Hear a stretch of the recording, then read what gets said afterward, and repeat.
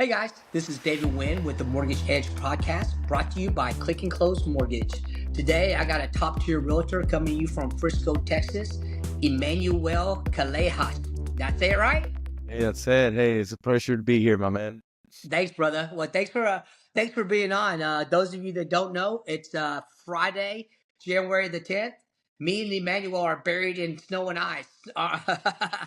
It started coming down yesterday. The roads are fine, but I think it's going to clear up tomorrow. But I think everybody's been stuck in their house for the last 24, 48 hours. At least I have been. How about you? Oh yeah, same man. I was hoping to get to know your studio, but I mean, this is the studio we got for now. That's right. Excellent.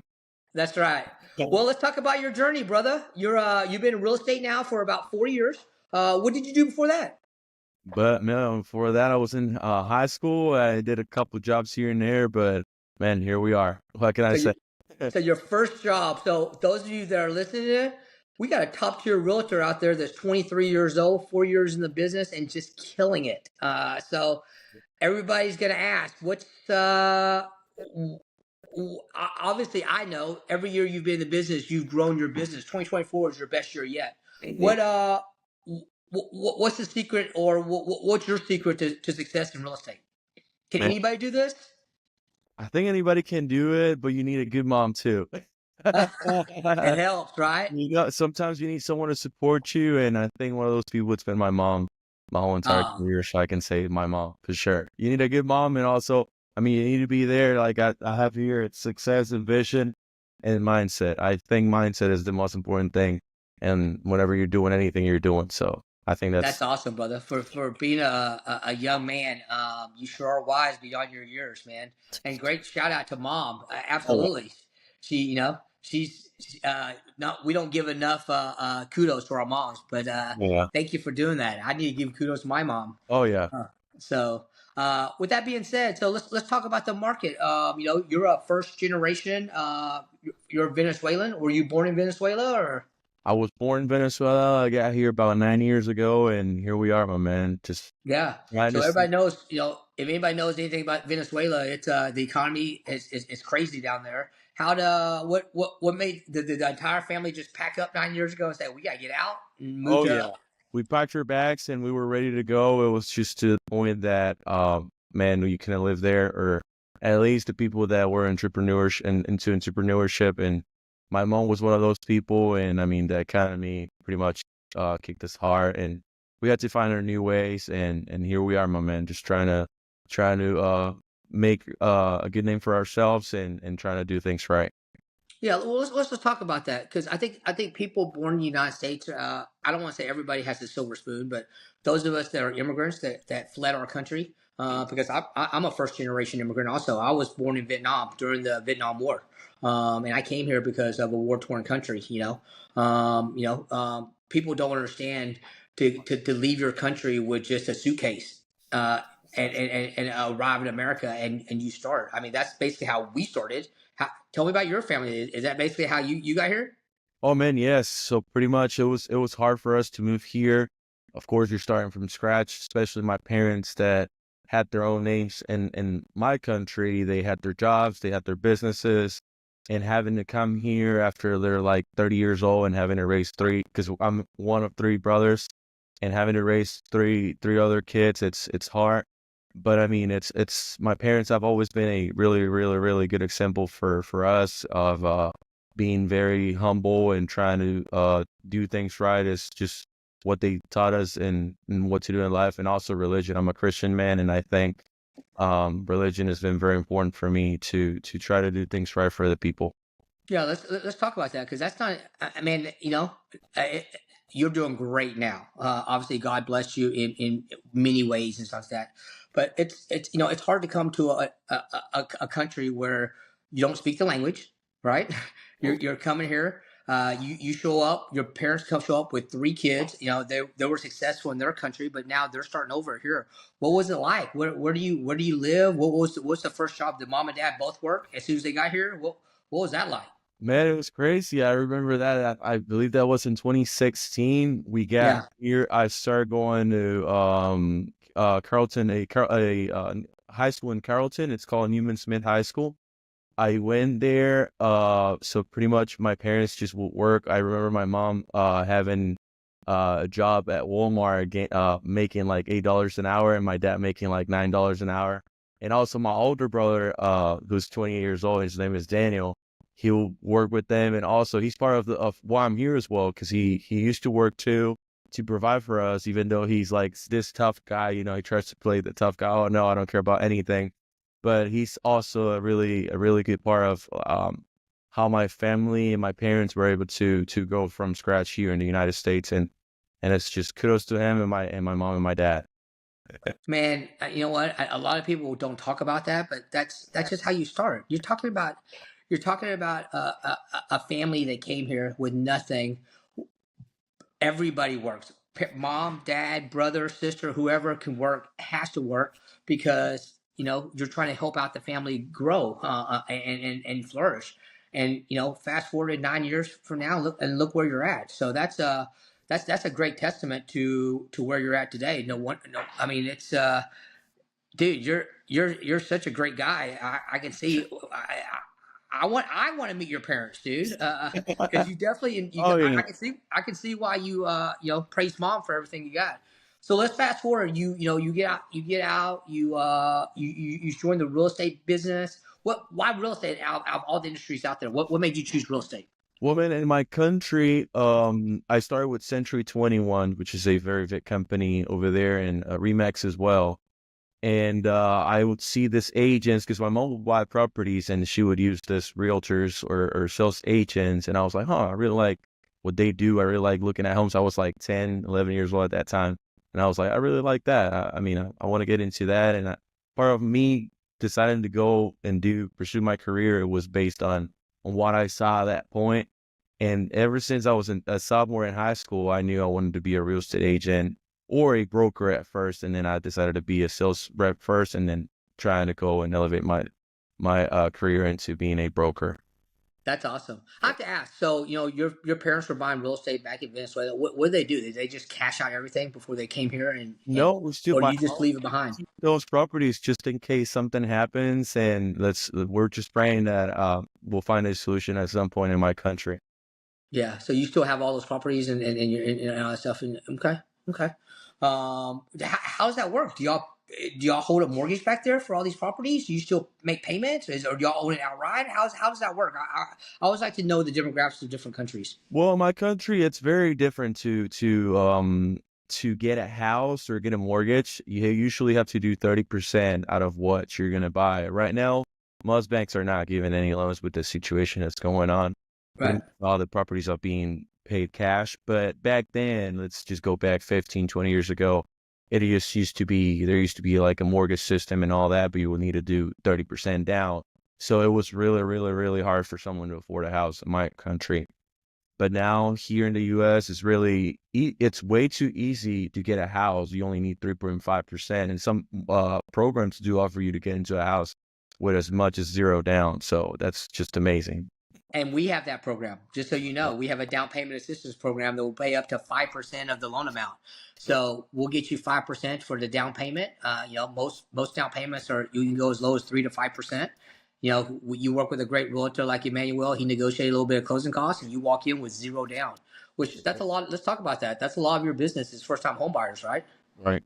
Yeah. Uh, Well, are pretty much immigrants as well. I work a lot with people that have been here in the United States for a long time, but most of them is just immigrants trying to yeah. themselves here. And how do you reach them? How do you find these immigrants that are looking to buy or whatever? Man, How, my goal has always been to be out there to pretty much just put my name out there. Me and my mom, we have always been really good at marketing, so we use a lot of our tools to just expose ourselves and show our true selves and just be ourselves. That's just how we've been able to grow, I think. is mom Yeah, and it's great because if someone asks me what's the secret uh or what's the secret recipe? I'd be like, I'd be like, I don't know. That's just how it worked for me. But it's always been mindset. We've always been really, really, really focused on what to do, and that's just it. yeah, is mom part of the business? Is she in real estate also? She's a real estate agent, but not here, but in the Florida state. But she Oh, works with me. she's in Florida. Yeah, she does work with new construction. So, Oh, I got you. I got you. Okay. but my brother Uh, here is also a realtor here in the United States, so he helps me with a lot of my clients as well. He's who? the one I haven't mentioned him yet, but he's only 21 years old and he's killing it already. He's only This been is your little brother. Who's this? this my youngest brother. His name is Ronnie. So he's also a real estate agent. He's been in the business for like 7 months at this point, and but he used to be my assistant, but now he's just putting all those skills into work, and it's working for him. He's got Are like, y'all part of the same brokerage? yes, we're part of EXP. He works with me. We're working on getting our team out there, so that's just the next goal. Trying to grow Guy, our team. the Callejas is going to be taking over Dallas, Frisco, United States area. I see it already. Y'all are going to be a powerhouse all the way from Texas to Florida. And just so you know, we can help mom also. I know she deals with new construction. Is she a new construction rep, or she just likes dealing with new construction? She deals with new construction. So far, she's only working with investors from my country. Yeah, Just some of them are paying their properties cash, yeah. but some of them do want to get a mortgage. But she actually turned into a real estate agent about 8 months ago. So it hasn't been too long for her, and it's hard in the beginning. It's hard to, put yourself out there. You don't know what you're doing, but my mom being able to see what my process was, she was able to pick up some of the stuff, and she's growing. She has her social media, working all those things. So it'll work at the end. You'll see. Yeah. So you're is that where you're getting a lot of your leads is social media, Emmanuel? I do a little social media, and that's it. Social media, man. Yeah. I Well, was thinking of something, but it's just social media. well, it's just a different era. I tell people all the time that they've been talking about you got to make videos, you got to be relevant in social media. I don't know how much leads you get, but it's all about marketing, right? Mm. Marketing and lead generation. Your name has to be everywhere. I read an article the other day called omnipresence. Omnipresence means that you're everywhere. If you want to brand yourself, when they think of real estate, they need to think of Emmanuel Saw a Clay. video on TikTok last night of that. I'll show you. It's something about it's one of the richest men in the world. And he's like, what's the secret? And he's like, That's omnipresent. it. Was he from Dubai or Yes, that's and him. he that's the same. How is it that that's the same one I watched? Yes. Is it this one? Yes, To that's the one I watched last night. do with the strategy. That's that's crazy. Is he? Omnipresent. There, Yeah, I like that's it. I already posted it because it's so true. You want to be everywhere, even though you're not everywhere. Yeah. So when they think of real estate, they think of so. This is why we started this podcast. So I've been in this business a long time, and the market has been slow for the last couple of years, but it's coming back right now. And one of the things our marketing coaches says, hey, start a video, start a podcast. You know why you start a podcast is because there's not that many podcasts in the world. So by being on a podcast, you're getting your name and your brand out there, to everybody out there. So they just see who you are, what you're about, what you're doing. So it's just there's a lot of old time realtors and mortgage guys that are not videoing. They're not on social media. They're not on whatever. And that's a misstep. The reason why is the baby boomers is unfortunately a dying generation. They used to be the largest generation of consumer goods. They're no longer. Guess who is? Millennial and Gen Z. Millennial and Gen Z, and that's even older than you. Are the largest demographics out there. They make up, just so you know, 75 million millennials and Gen Z between the ages of 29 to 35 are of Wow. prime age to buy real estate right now. Wow. 75 million. Think about all those opportunities out there. If you're not on social media, if you're not on all these other stuff, how are you going to help them? All right. Exactly. And those are the graphics you need to look at. I didn't know that, so that's good. Yeah, yeah, exactly. So let's talk about your first time home buyers. One thing I know about immigrants, because I deal with a lot of immigrants, and first thing you got to hold their hand.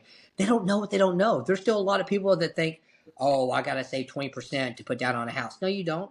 Oh, I can't afford the down payment. No, you don't. It's just when you're not when unless you're in the business like we are, they just don't know. How many times have you talked to someone and after getting qualified, they can move into a house as opposed to paying rent? Mm-hmm. You know? Yeah, so that's the case. Pretty much some of them don't know they can afford a mortgage, even though they're paying more for a rent. So that's one of the craziest things I've encountered in the past. That this was like 3 months ago. I have someone that was paying like 3,000 for a two-bedroom apartment, and we moving from 3,000 to a 2,500 mortgage. So that's just unbelievable. People don't think that's real, but that's actually real. Yeah, it happens all the time. Rent's getting more expensive, especially in the areas that we live in. You're in Frisco. I'm in Frisco. It's the highest. It's the highest rental and everything else. Even the cost of housing is more expensive here than most of the areas in the Dallas Fort Worth area. Totally, totally. I agree with you, and it's just that it's because it's growing so fast. I mean, the north of Dallas North is just up here, so we have the Universal coming up. We got so many HEVs. I think they're gonna build the second largest Walmart in Texas here in Frisco. So it's just, man, I'm not ready for that. Are you ready? I know. No, actually, you know what's funny is I've been in Frisco since 2005, and I have two kids, a 16 and a 14-year-old. And as soon as they graduate, I'm probably going to move out of Frisco just because it's grown so much. Yeah.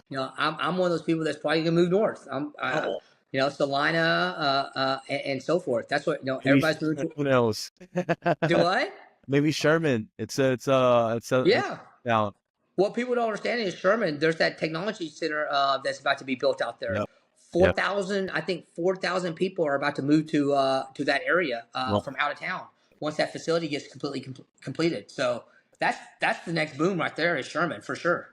yeah, sure. Yeah, and I think the government even invested trillions of dollars into that project, so it's happening. Yeah. So I'll share some stats with you. You know, we're just coming out of December. December was one of the better months in December in the last 4 or 5 years. More listings, more contracts under a fire. I'm talking to agents across the country, and they're busy right now. You know, usually in January you're a little bit slower. How's your market doing? How's your business doing for Man, January? we're killing it. No, it's just it's been hard to bring still keep bringing clients, but it's working, my man. It's just we keep doing it. I try to be like omnipresent. See, it's what I Yeah, try to do with my social media strategy, and that's it's really good to just be out there and trying to get as much clients as you can and take care of your clients. That's yeah, some important keys because people think that it's just getting clients, but it's how are you actually taking care of the clients you have right now, and that's gonna help you build your portfolio and make those people refer you to other people that they know, and that's pretty much how it works. But business is just it's good. We got like I don't know 12, 13 houses under contract. So this that's awesome, brother. So are you mostly a buy side agent as opposed to a listing agent? yes. Okay. I actually have a couple properties as listings, but Hmm. so far it's just buyers, helping buyers. Yeah. And you don't do any pay for leads with Zillow or anything like that, right? It's all organic. Mm-mm, That's never. awesome, brother. That's Think awesome. I mean, if it works for you, it works, but Right. it has not worked for me. So I'm just working on my social media instead. Yeah. Hey, you know what? Don't. It's working for you. So let's talk about those first time home buyers. I a lot of people do different things. Are they mostly new builds? Are they or pre existing? Is it 50-50? I would How do you decide whenever you sit down with them which direction to send them? You know. I would say 70-30. I would say 70% is for new construction and 30% is for houses that have been built in the past. But I think if you ask me that question, I would say it's just what was the question again? What percentage of first time home buyers are leaning towards new build as opposed to pre existing? And what's the Like reason why? What's their logic and stuff? I would know my logic. Why not go to a new build? 70. You get a brand new house. They're giving massive incentives, Okay. as opposed to a pre existing. What's the Yeah. logic? I would say 70-30. 70% is more for new builds and 30% is more towards houses that have been built before. And whenever I get with my clients, I try to ask them that questions like that will give me like a perspective of what they want. And based on that, pretty much some of the people that go for new builds is because they don't want to have to worry about warranties. They don't want to have to worry about the interest rates, or they don't want to worry about closing costs, or opposed to when it's like a pre-owned, people will try to go for those because of the location. That's one of the most important things in real estate: location, location, location. Yeah. Yeah, So because that's big. Because right now, if you're doing a new build, you tend to get a little bit farther out from where you yeah, want to be. You exactly. know, and so that's a lot of time location is because of pre-owned. That's why they're getting into it. So let's talk about our about your family life. We know about mom, dad, first generation immigrant. Let's talk about your personal family life. Are you married? I know you have a daughter. I have one coming up. It's due February 15. I have my fiance. Her name is Alexa. She used to work with one of the biggest builder here in the United States, D.R. Horton, and her mom works for D.R. Horton too. So it's just a blessing to have him in my life. What can I say? I have one coming up. Her name is going to be Mia Bell. I have a picture of her over here. Is So that your first? Is that gonna be your first baby? Look at that. yes, that's my first baby. I'm so excited. I'm so pumped. It's just a blessing, man. Even though she's not here yet, it's like she is. So But so I don't know. Do you have any advice for me that as an upcoming dad? enjoy it, man, because it goes fast. Because I tell people all the time, I have a 14 and a 16-year-old, and they're my world. Yeah. And when you have a newborn, it's there's gonna be a lot of sleepless nights, man. There's gonna be a lot, but I That's will say this. crazy. Every time I ask somebody, "Hey, do you have any advice?" and their first advice is always just enjoy your sleep. Yeah. Well, Well, you and can't. and be present. Your mom, she's gonna need a lot of help also, and she's going back to work right after she has the baby. She is. Well, Okay. not no. She works with me. She's my transaction coordinator. Oh, she's not working for DR Horton anymore. Not anymore. She quit like 6 months ago, and she started working with me now. So it's Well, just that a. helps. So now you have someone that stays home with a baby. Because Oh I'll be yeah, here's what you don't know. Guess what it costs to send that baby to daycare? $1,400 a month, and that's on the cheap side. I've heard it go up to $1,500 to $2,000. I mean, that's I think about that. That's a house payment. yeah, exactly. And that's one of the goals. I think it's not hard it is hard to grow a family, but I believe that if you're having children, you're supposed to be there for them. And part of like me deciding into going into this business, it was the fact that I can control my time and I can actually pretty much do as much as I want to do. And one of my goals was to have my own family and being able to be present with my kids. So some of the times I do work a lot out of the office, doing showings and doing listings and stuff like that.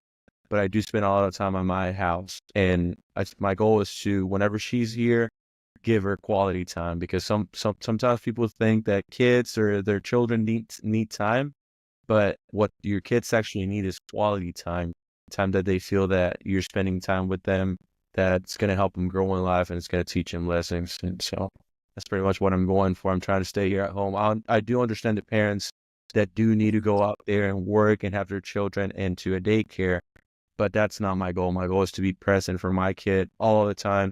And whenever they need me, it's like not calling 911. I'll be there in 5 minutes. Emmanuel, you are an old soul, brother. I don't believe you're 23 years old because the wisdom that you spout out there comes from an old soul. That's you're gonna be a great dad, brother. I can't wait to for you to I'll experience send you it. pictures of my baby girl. I can't wait. Uncle Dave's on his way to be there.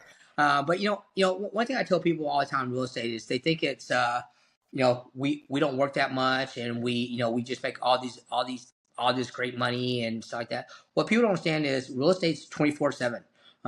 It's never stops. It never stops. You never know whenever you're negotiating a transaction or in the middle of a deal. You do control your time because you can say, "Hey, I'm going to take off Tuesday afternoon for 2 hours," or "I need to take off Saturday afternoon." But again, it's a 7 days. I don't know any real estate agents that or mortgage guys that are successful that doesn't is that their phone is not attached to their hip, because Yep. you never know when someone needs help, and you Yep. never know the difference between a deal or no deal just by taking that phone Totally. call.